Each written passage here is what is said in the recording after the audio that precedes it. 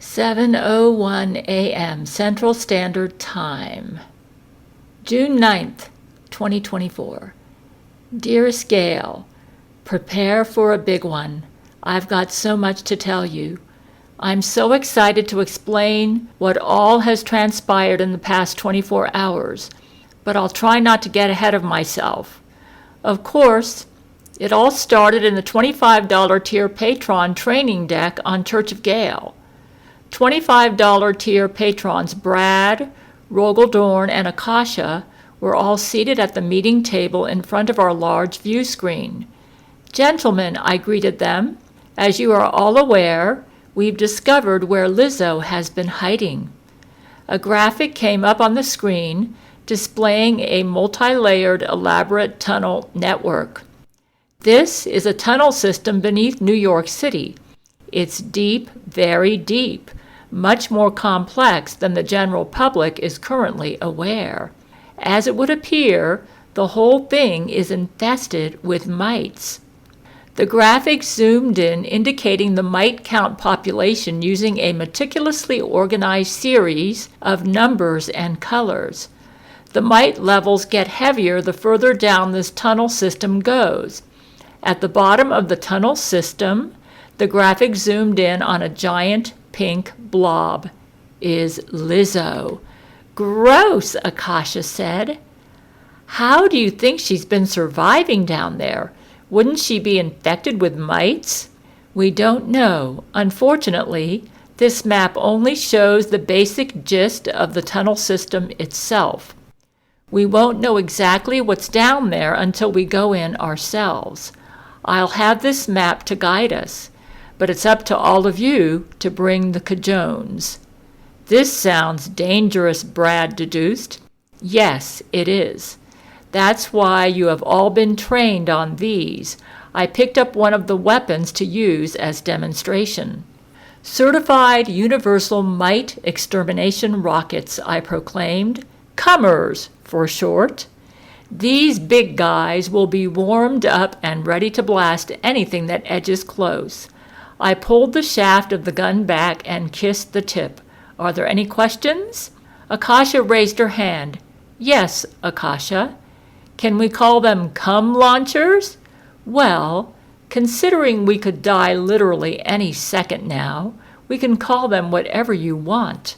Yes, she hissed excitedly, pumping a fist. Cum launchers or not, I think you all understand how dangerous this mission is. I won't hold it against anyone who wants to back out now. No way I'm letting this universe get erased without a fight, Rogaldorn determined. I'm in. The other two $25 tier patrons agreed. This job isn't one for the weak, Brad said. I'm in. I read the disclaimer for the $25 tier membership on Gail's Patreon. I know what I signed up for, said Akasha. I'm in. She's in, Brad nodded. Good, I said. Now, I think it would be a good time for you all to call your significant others and get their blessings. Make sure to say your I love yous now. The group dispersed to make final calls to their loved ones. I took a moment to Skype my precious wife and say my prayers to God and Jesus. Brad was on the phone with his girlfriend. Hey, Amber, yeah, I need to save the world again. We could all die. There was a pause as Amber replied to him from the other end. Yeah, of course. I'll try to be home on time for dinner. Across the room, Rogaldorn was calling his wife. Kiss my lizards and stuff for me, just in case I don't come back. He paused to listen, then sighed. Yes, I already took out the trash. Akasha was on the phone with her partner, too.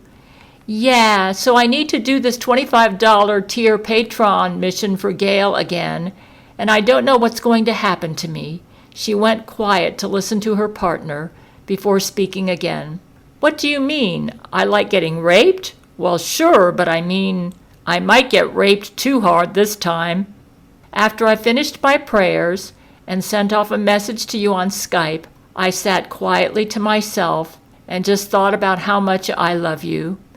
"This is all for you, Gail," I said to myself quietly. "This is all for you."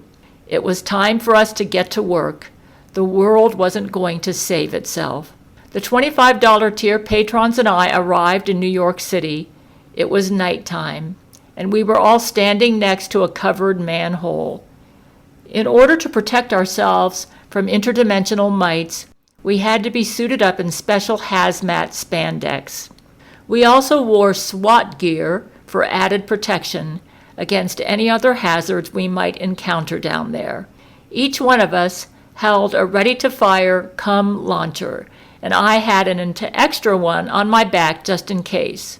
A Jesuit on a bicycle rode by, ringing the bell on the handlebars. "Faggots," he cat-called distantly as he flew past. "You're welcome," Rogaldorn mumbled. "How about thanks for not letting our universe get destroyed?" "Don't worry. We'll work on getting rid of the Jesuits too after this is all over with," I assured.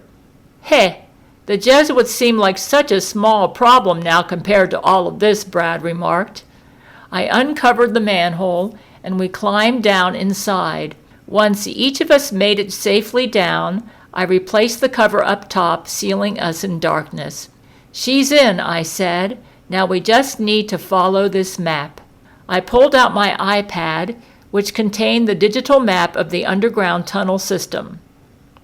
The patrons whipped out their flashlights as we began making our way through the sewer system. Drops of water tickled rhythmically down from the ceiling, while our shoes cracked wetly across the lightly flooded floor. Every tiny sound echoed all around us.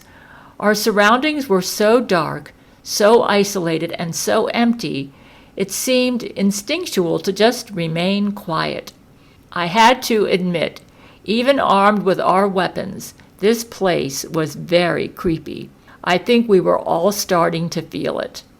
My ears pricked as I heard a strange, faint sound coming from the darkness. It sounded like friction, as if someone were vigorously rubbing their hands together. I listened closely and looked around at my team, trying to figure out if the sound was coming from any of them. "Do you hear that?" Akasha whispered. That's when I realized it wasn't any of us. "I heard it too," Rogaldorn replied. The group grew quiet, each of us straining to listen closely. "Keck, keck, keck, keck, keck." "What was that?" Brad whispered. Our walking slowed, flashlights shining all around us as we searched for the source of the sound.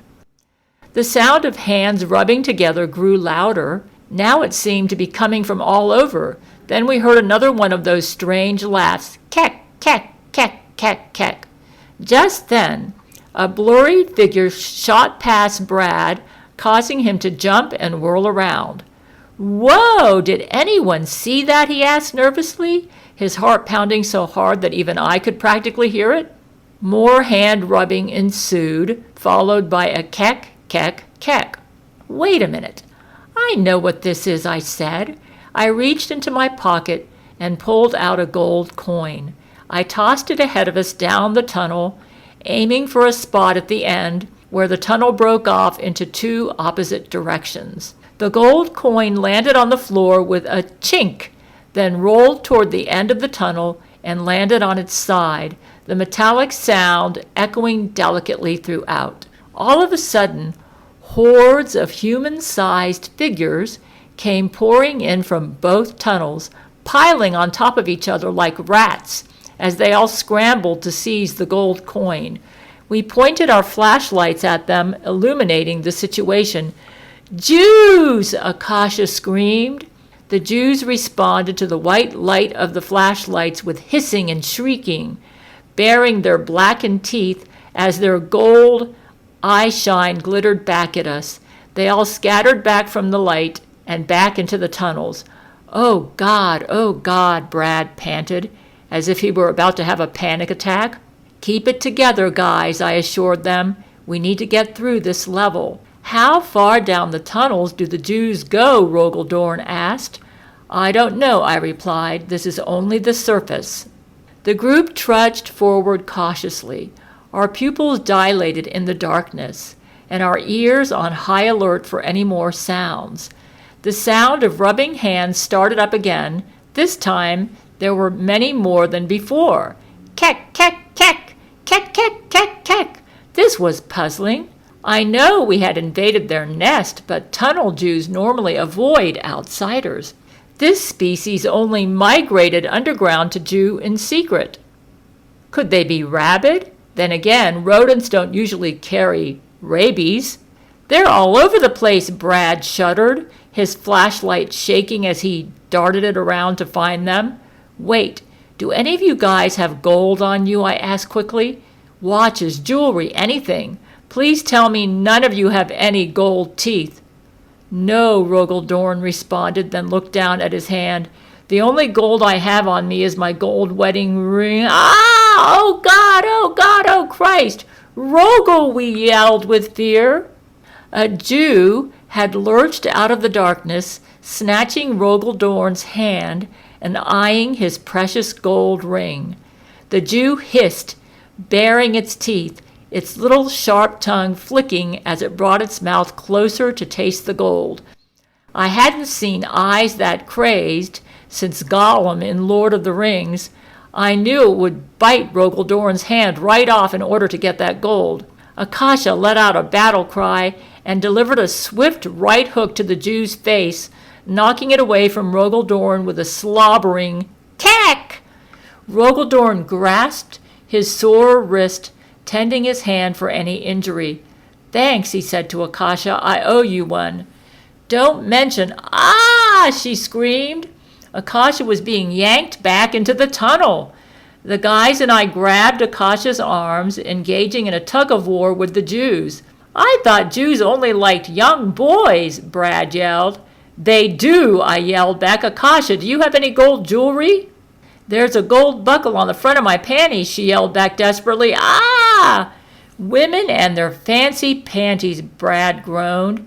The Jews stole Akasha's panties, ripping them right off of her, before piling over each other in a frenzy to get at the tiny gold buckle. As soon as they smelled her womanly essence on the panties, they all shrieked in fury, repelled by it. We took advantage of the distraction to run. This gives going commando a whole new meaning, Akasha said while panting. As we ran, more Jews crawled out from all around us, skittering from off the cracks and corridors of tunnels. It was like a school of sharks that had tasted blood in the water. They were on to us now. Go away, Brad screamed in fright. We don't have any more gold for you. A Jew hissed and rattled its tongue at Brad. Brad, in a panic, fired his cum launcher at the Jew. Wait, Brad, no, I yelled, but it was too late. The powerful cum launcher blew a hole straight through the sewer line, causing an explosion of water to burst and rage out like a torrential waterfall. The water came at us in a massive wave, blowing us all down the tunnel. Whoa! We all yelled. Our bodies sailed down the tunnels as though we were on slides at a water park. We twirled and banged in the rapids, clutching our cum launchers. My stomach dropped as I felt the bottom of the tunnel give way beneath me. Bracing for impact, I held my breath. Whoosh! Splash! We had fallen into a deep cavern of water. Luckily, all of us could swim. I came to the surface and looked around me, trying to locate my team members. The heads of Brad, Rogel and Akasha all bobbed to the surface one by one. Is everyone okay? I asked. Gasping for breath and spurting water, the $25 tier patrons all responded in a mixture of murmured replies and nods. Alive but hungry, Brad said. We should have packed some snacks. I think it's the smell of that pizza, said Rogel. Pizza? I asked. They were right. The savory, mouth-watering aroma of delicious pizza wafted over our faces. It smelled like gooey mozzarella, pepperoni, and a freshly baked garlic parmesan crust. Are we underneath a pizza place? Akasha suggested. Ahead of us was a dry platform. I climbed out of the water onto the platform so that I could check my map. That's when I heard a new voice. The voice was deep with an accent like a California surfer dude. The tone also had a hint of a late 80s to early 90s vibe. Whoa, ho, excellent, the voice said. I banged on my wet flashlight to get it to light again, then shined it in front of me. To my horror, standing before me were 4 human-sized anthropomorphic reptiles. They appeared to have colored bandanas around their eyes, but were otherwise naked. I gripped my cum launcher in fear. Were these some kind of mutant animals down in the sewers? Excuse me, are you Brent Spiner? The one with the blue bandana asked. Why, yes, I said, caught off guard. Cool, cheered the one in the orange bandana. We were just having a pizza party. Want to join us? Who are you exactly? I asked. Brad answered for them, his eyes filled with 90s nostalgia and awe. Ninja Turtles, he exclaimed. Brad, Ninja Turtles aren't real, Rogaldorn reminded him. The leader, the one in the blue bandana, extended his weird little turtle hand to me. I'm Leonardo. These are my buddies Raphael, Donatello, and Michelangelo. The turtle men all waved. For a moment, I thought we all had died and perhaps been transported to another dimension. The Ninja Turtles were real? Well, in their existential defense, I had only recently found out that multiple deities and mythical beings were real. You could say I was like the metaphorical frog in boiling water when it came to accepting stranger and stranger things in my reality. Nice to meet you, I greeted them politely. Interesting devices you have there, noticed Donatello. What are you doing down here? Asked Raphael. Want some pizza? Michelangelo offered. The patron splashed out of the water to go get pizza. There were several fresh boxes on a table that the Ninja Turtles had arranged. We're on a mission to find Lizzo, I told the turtles, retrieving my iPad. According to this map, she's somewhere on the final level. Hey, wait a minute. Damn, my iPad got damaged in the water. We've lost our map. Don't sweat it, assured Donatello. I can fix it. You guys help yourself to some pizza. As we loaded up on fat and carbohydrates at the pizza table, I explained our situation to the Ninja Turtles. So what you're saying is that if you don't vaporize this morbidly obese, body-positive pop singer and destroy all the bed bugs, that God will obliterate the entire universe, Raphael asked? Yes, I confirmed. That means we won't exist anymore, Michelangelo exclaimed. Well, I'm a big fan of Gail, said Leonardo. Any universe where Gail exists needs to be protected. We'll help you in any way that we can. Donatello tossed me my iPad. All fixed, buddy. Thanks. What's with the water slide entrance for you guys anyway? Like, that was totally awesome. But there's a sewer door, you know, said Michelangelo. We were chased by Jews on level 1, Rogaldorn informed him. Jews, Leonardo shuddered. Tunnel Jews creep me out. And that's saying something coming from a turtle guy whose adopted dad was a giant rat. Speaking of, alerted Raphael, his eyes locked onto the water tunnels as he stood from the table and readied his psi daggers. Keck, keck, keck, keck, keck, keck, keck, keck, keck, keck, keck, keck. The laughter of the tunnel Jews could be heard echoing from down the tunnels, the same ones we had just washed in on. They were coming to catch us. Oh no! They followed us down here, Akasha shouted. The rest of the Ninja Turtles all stood up and pulled out their weapons. You guys run on ahead, Leonardo said. We'll take care of these kikes. I can't thank you guys enough. How can we ever repay you? No need to thank us, Brent Spiner, said Michelangelo. Just tell Gail to make the Ninja Turtles a pizza sometime and put it on her cooking channel. Don't forget to put it on her special dining table, too, so it can be transported to us, Donatello reminded me. Great idea.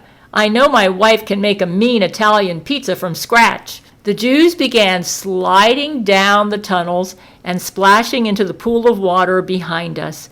They were laughing and hissing as they swam their way to our group, their bearded faces and kipahs bobbing up and down in the water. Level 3 is that way, Donatello shouted, pointing behind him. The patrons and I collected our weapons. Brad turned to the table and grabbed one last slice of pizza before we all ran. The Ninja Turtles let out their battle cries, swinging their ninja weapons and charging to meet the tunnel Jews in an awesome melee. The Jews hissed and kecked, grabbing and biting at the turtles. The turtles, with their tough skin and thick shells, seemed unfazed. The Jews were no match for them. Donatello took a swing at one of the Jews with his impressive bow staff. The Jew croaked with a loud, defeated "Keck!" before falling to the ground and dropping his loot of gold coins. "This way!" I shouted to my team. We ran and ran until the sounds of the battle were far behind us. We found ourselves wading through dripping darkness once again. Thankfully, the silence was truly empty this time. It was just our team, our flashlights, and our trusty launchers. I pulled out my iPad. Okay, I know we are on level 3 of New York City's underground tunnel system, but I don't know where to get to level 4 from here. This map isn't entirely detailed, so we may need to keep our eyes peeled for any clues. The $25 tier patrons looked around, their flashlight beams tracing the walls for any sign of an entrance to the next level. "At least it's warm down here," noticed Akasha. "I don't have any panties on anymore, you know." "Yeah, a little too warm," Rogaldorn noted with curiosity. "I would think it'd be cold as hell this far underground." They were right. I was starting to sweat a little. "Hey, check this out," Brad called. We all looked to see what he had found. There appeared to be a bright red door, patterned with an intricate metal Gothic design, wedged perfectly into the side of the tunnel. "Well, that's not what I expected to see," said Rogaldorn. "Should we go in?" asked Akasha, looking at the black gargoyle head knocker on the door. I went to touch the gold handle, then immediately hissed in pain, bringing my hand back. "It's hot.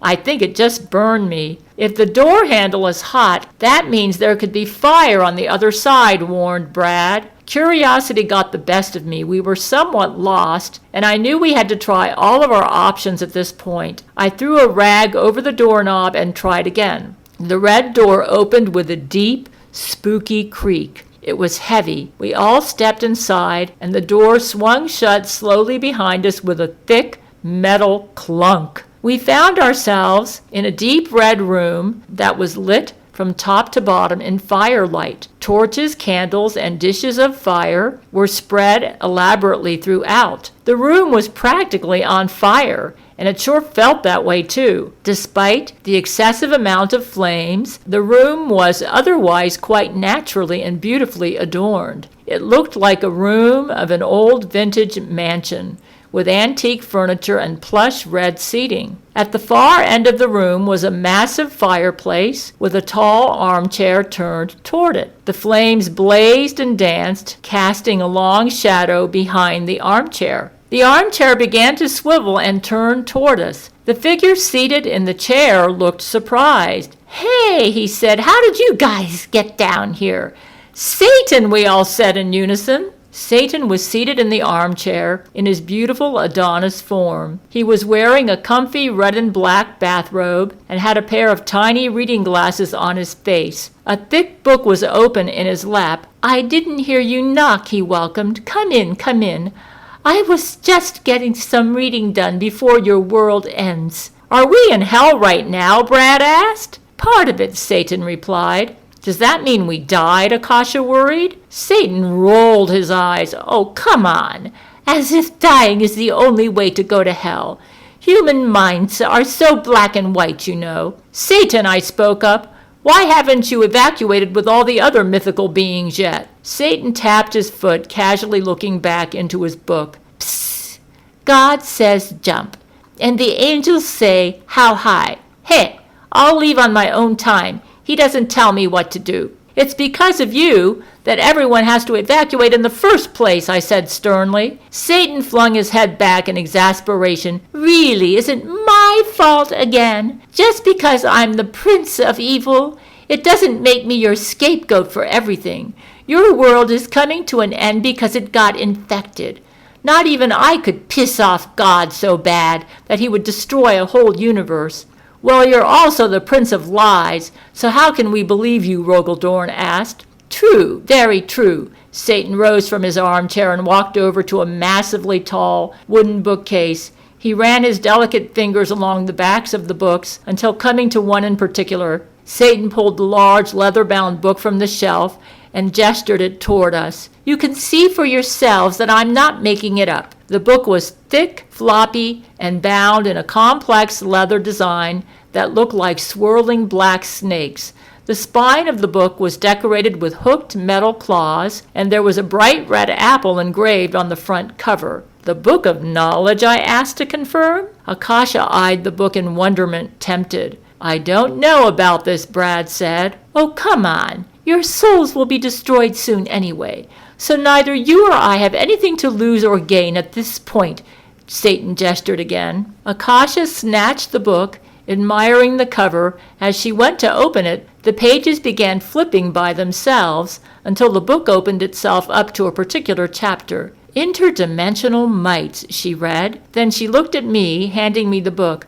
Brent, look at this. I accepted the Book of Knowledge and began to read. It says here that everything Buddha was telling me is right. Interdimensional mites are a scourge on existence, like ethereal bedbugs, and once they infest a particular universe too badly, the whole universe has to be destroyed. I continued to read. That includes all of that universe's timelines, physics, matter, antimatter, and souls. Rogel Dorn shuddered. So our souls will be gone too. Now this is interesting.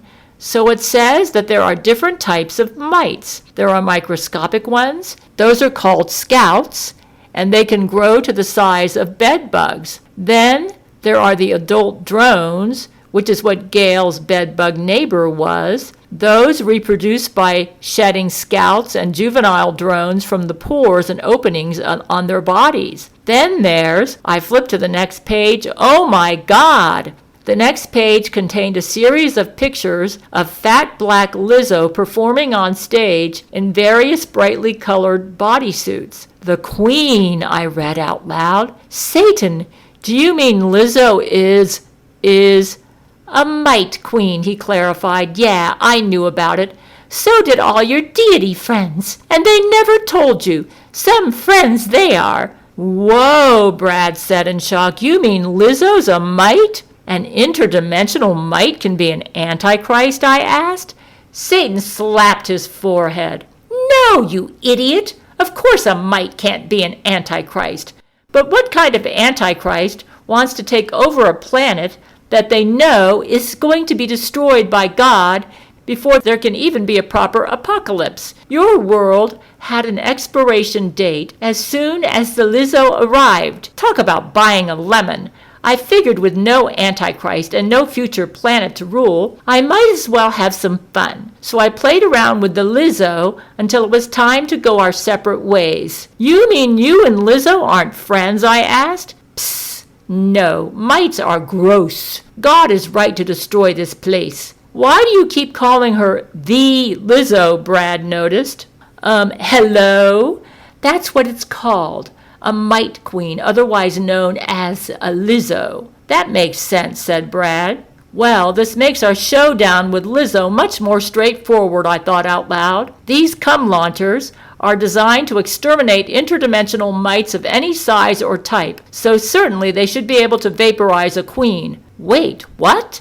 Satan balked in surprise. You guys invented a technology that can actually exterminate them? Yeah, I said matter-of-factly. I gestured with my cum launcher. These are certified universal mite extermination rockets. They'll work on any type of mite. Whoa, so you can kill a Lizzo with one of those? Awesome, Satan laughed. He then sighed and put a hand to his face. You know, I'm impressed. First, Gail tries to take advantage of an end-of-world situation to take over the planet so she can rule it with an iron fist, just like an antichrist. And now you guys invented a mite extermination technology? No wonder this was Jesus' favorite Earth timeline. Well, I have to give credit where it's due. Our Sun Tzu automaton invented them using Gail android technology. I figured humans aren't that smart. Thank you, Satan, for what it's worth. If you're trying to find the Mite Lizzo, it's on level 4. Just head down the left corridor until you get to the end, then you'll be right above its nest. Thanks for the tip. God's already erasing this universe as we speak, and we have no time to waste, so we'll be going now. Our group began to turn away. Wait! Satan stopped us. He tilted his head down like an innocent puppy and touched his 2 pointer fingers together. Say, Brent, would you mind if I joined you guys on this little mission of yours? This is all pretty cool. I've never seen mortals defeat a Mite Queen before. Uncertain, I glanced around at my group. After exchanging wishy-washy looks, we all kind of shrugged. I guess, I finally said. Just no funny business, all right? Satan's eyes lit up like firelight.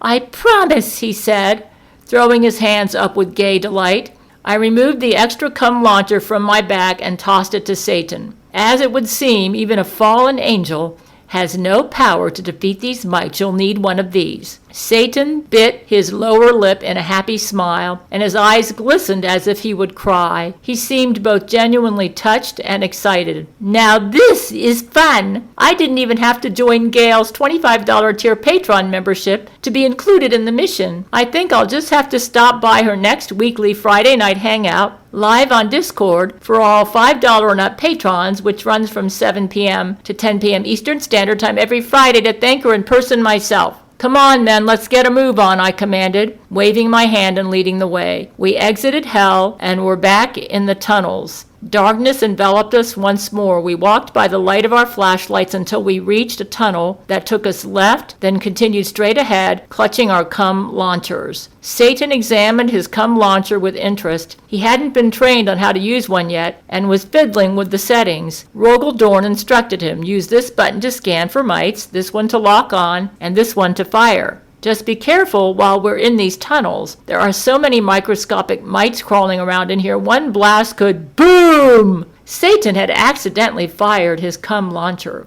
We all leapt to the ground to take cover as the walls shook and debris crumbled down from the ceiling. We were lucky the tunnel itself didn't collapse. Sorry, Satan said sheepishly. We got ourselves to our feet and dusted off. The cum launcher had blasted a deep hole into the bottom of the tunnel where we stood. Curious, we all peeked down inside it. What's down there? Brad wondered. I think we opened a secret level, Akasha suggested. Suddenly, like a Lovecraftian whack-a-mole straight out of our nightmares, a painted white face popped up from the hole with a smile. Who are you? We asked. The face grinned wide. It was a clown. Hey-ya! Can I interest anyone in some fresh popcorn? How about a nice cotton candy? Rogel declined nervously. I just had some pizza earlier, and I'm watching my figure. The clown raised a white-gloved hand to reveal a swollen red balloon. With a gleam of his eyes and a sharp-toothed smile, the clown let go of the balloon and allowed it to hover up to our level. We all watched as the balloon rose hauntingly toward our group, then bounced and bobbed down the corridor where it disappeared. They float down here? Satan asked. Oh, they float, the clown assured with a hiss. They all float down here, Satan. How nice. I sure like the sound of that. On a primal impulse, Brad stepped in front of the hole and blasted his cum launcher straight into the clown's gaping maw, blowing him back to the netherworld he came from. Not today, Satan, Brad said. He then took Satan by the arm and dragged him away. We all made a silent agreement to not speak of this again and continued on our way. The journey progressed. After several minutes of treading through blackness, we finally made it to the end of the left corridor. In fact, we'd made it to a complete dead end. Where is it from here? I turned to ask Satan. He thought. There should be an entrance here somewhere. Our flashlight beams grazed the wall, searching for signs of an opening. We scanned the architecture of the room for ladders, doors, hatches, anything. I checked my iPad to confirm that we were indeed above the right spot. We were practically on top of the giant pink blob indicating where the Lizzo was. The ground began to vibrate. An earthquake, I thought? No. It was just the floor. Wait a minute. We all looked down with our flashlights. The floor was crawling with mites. Disgusting, Akasha gagged. Is that what's making the floor vibrate? Asked Rogel. Satan explained. The mites use vibrating strings to move between dimensions. There are so many here now you can even feel it. Fascinating, said Brad. Of course, by the time an infestation is this bad, the amount of vibration in one spot can eat away at pieces of reality. Watch your... We had no time to react. The trembling intensified. We all reached out to grab for the walls as if that could stop the inevitable, but it was too late. The tunnel floor gave way beneath us, and we all went crashing down. Yelling and screaming, we fell through the floor. After a thankfully short fall, we each landed on a warm, hard, sticky surface down below. Coughing and groaning, we all slowly got to our feet. You guys okay? I called. What is this place? Akasha wondered. We beamed our flashlights around to investigate. We found ourselves in a deep cavern that was like something out of a science fiction horror film. It was humid and slightly misty, with long tendrils of sticky goo that trailed down from the walls and ceiling. But the ominous atmosphere was far from the most eerie detail. We were also surrounded by hundreds upon hundreds of round, soft objects the size of beach balls. They kind of resembled giant frog eggs. Rogel shined his flashlight inside one of the eggs. A blobby form inside the egg immediately reacted to the light. It was fleshy, black, and fat. The form twisted around inside toward the light, revealing its face. It was a miniature version of Lizzo. Not a baby, not a midget, a whole entire Lizzo gestating inside this egg. Rogel had a panic attack. He screamed and began stomping the egg, smashing it to pieces, and then firing his cum launcher at it with a warm blast. He kept firing and firing and firing, long after the creature had already been fully vaporized. We grabbed him by his shoulders to make him stop, pulling him away from the egg, kicking and screaming. After a few moments, he finally calmed down, his chest heaving with burning adrenaline. So these are Lizzo's eggs, I asked Satan. Obviously, he answered. They're all Lizzo's. Akasha noted with confusion and fright. Satan elaborated for us once again. When an interdimensional mite infestation has reached critical mass, the Lizzo burrows deep underground to lay queen eggs. These eggs will travel between dimensions to be dispersed among other universes, where they will each hatch into a Lizzo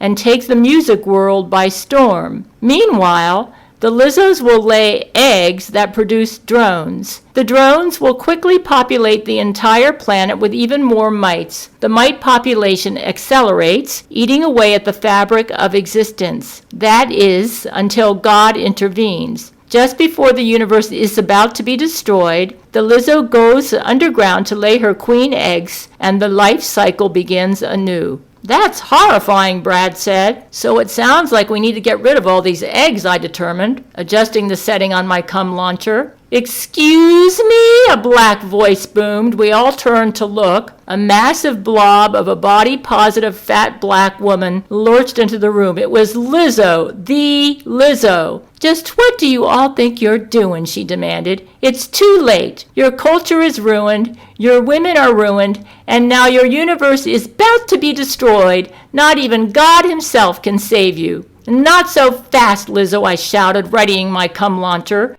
Lizzo roared, and her fat, flabby arm reached out to slap the weapon right out of my arms. She was stronger and faster than I anticipated for such a fat monster. Ha ha ha ha, she cackled. I whipped out my wristwatch and shouted, Mecha Gail, activate! Awesome rock music played as the Mecha Gail suit materialized around me. As soon as I became fully suited, I launched for Lizzo. Lizzo hissed, swiping me away. I jumped and tumbled through the air, then landed a swift boot to Lizzo's smug, punchable face. With a howl, Lizzo's human face slashed right off, revealing the ugly mug of a bed-bug face underneath. Her bug eyes widened with fury, and she screeched. That's when two tiny wings split from her back and began to buzz. Lizzo lifted up into the air, then went sailing to the ceiling, crashing straight through and escaping into the sky. I wound myself back, ready to give chase. "Brent, wait!" Akasha yelled. She threw me my cum launcher. I shot her a salute. "Satan, Brad, Akasha, Rogel Dorn, destroy all of the eggs in Lizzo's lair. I'll take care of Lizzo." "Right," the team shouted. I bounced into the air and went flying. Lizzo was taking off into the sky towards the stars. I shot after her. "Ha ha ha ha ha!" Lizzo laughed blackly. Detecting my presence, Lizzo let out a massive fart stream as a deterrent. The gas spread over my Mecha Gail helmet, which filtered out the fumes and kept me safe. It didn't faze me. As I gained on her trail, growing closer and closer, I readied my cum launcher, aiming straight for her anus. I adjusted the setting to maximum and locked on. This was it. This was the moment of truth. 3, 2, 1, boom! The cum launcher shot straight into Lizzo's fat black anus. I watched as her whole butt expanded and glowed, and then her stomach. Lizzo's bug eyes went wide and bulged. Kaboom! Lizzo exploded like a sparkling firecracker, her bug parts shattering everywhere and dissipating into twinkling sparkles. Just before they disappeared, the sparkles took on the form of fried chicken, which began raining down over New York City. We did it! We really did it! I flew back down to earth. As I grew closer, I could see flashes of light exploding down below. My team was making quick work of those nasty Lizzo eggs. I hovered down to the ground and landed safely. Fried chicken was raining down all around me, pattering on the pavement and clunking off of my metal suit. "Brent, we did it!" Akasha called. The team came running toward me. Brad, Rogel Dorn, Akasha, Satan. As we reunited, we all embraced, dancing and shouting among the fried chicken in celebration. Just then, the skies began to darken as the moon and stars all disappeared. "Wait, uh-oh," said Brad, looking up. The atmosphere slowly faded to black. It was being erased. "Wait!" I cried. "Wait! We defeated her, God! We got rid of the Lizzo! And we destroyed the nest! We stopped the Mite infestation! Our universe doesn't need to be burned down!" Thunder crackled, and the clouds swirled and churned. A giant hand reached out of the heavens and came gliding down toward me. I instinctively covered my head with my arms, bracing for impact, ready for my soul to be erased forever. "I love you, Gail," was my final thought. Silence. Nothing happened. I opened my eyes. I was still alive. To my surprise, the giant hand had stopped right next to me, offering me a pinky. Tentatively, I reached out and grasped the pinky with my hand. It gave my hand a little shake. "Well done, human," a voice boomed. "God?" I asked. God parted the heavens with both hands and gazed down at us below. "You did it. I didn't believe any mortal being could do it, but you really did it. Not only did you destroy the Lizzo in this universe, you destroyed an entire batch of its eggs. Do you know how much time that saved me from having to tear down and rebuild infested universes? Good heavens, I haven't had a Sabbath to myself in eternities. Who do I have to thank for this?" "Brent Spiner," I replied. "Brent, I remember you," God chuckled. "Good me almighty. You're like the son I never had. I owe you one." "You're welcome," I said awkwardly, unsure of how to respond to all of this attention. "I guess I'll pack up for the night. Brent, say hello to your wife, Gidget, was it?" "Gail," I reminded him. "Yes, Gail, the bloodthirsty one with a lust for power. Give her all of my love. Thank you, thank you, thank you from the bottom of my heart." "It was my pleasure, God. Thank you, too." The heavens began to close, then stopped. "Oh, right. I should probably restore your universe," God remembered. He clapped his hands, and the missing parts of our universe blipped back into existence. God then nodded to me with a generous smile, closed the heavens, and was gone. The patrons and I all stared up at the sky. "Well, that was something," Brad said. "Hey, Satan," I turned. "Thanks for helping us out back there." "Don't mention it," he replied, flapping his hand delicately. "You know, you always have a place at Church of Gail. If you want to, get right and everything." "Thanks, Brent. That's tempting and all. But now that this timeline is back in business, I gotta get back to hell. It was fun being on the good guy team for a little while, but my black heart is just not into it as a lifestyle. I've got big goals as the Prince of Evil. Demons have dreams and bucket lists too, you know. I understand, Satan. We all need to be true to who we are. Satan smiled, seemingly touched by my radical acceptance of his beinghood. He reached out his fist, and I reached out mine. He gave me a fist bump and did a cool little handshake before pulling back while making finger guns. Then he walked away and disappeared in a burst of flames. After debriefing the $25 tier patrons and congratulating them on a job well done, I headed back to our apartment to be with you. I am happy to report that Earth and the universe is now saved. True love is free to reign, and we have all been given a second chance at life and existence as we know it. The world is happy, God is happy, and I know Jesus is happy too. Most importantly, you are safe and sound, and we are together in bed again once more. Humping you always, your husband, Brent Spiner. In a world of secrets, where darkness reigns, there's a warrior rising, breaking free from chains. She's Gail Schuler, her heart's pure and strong. With the power of love, she'll right the world's wrongs. Yeah! Fighting against the devil with order. She's the first, a passionate crusader. Stand by the side of conquering.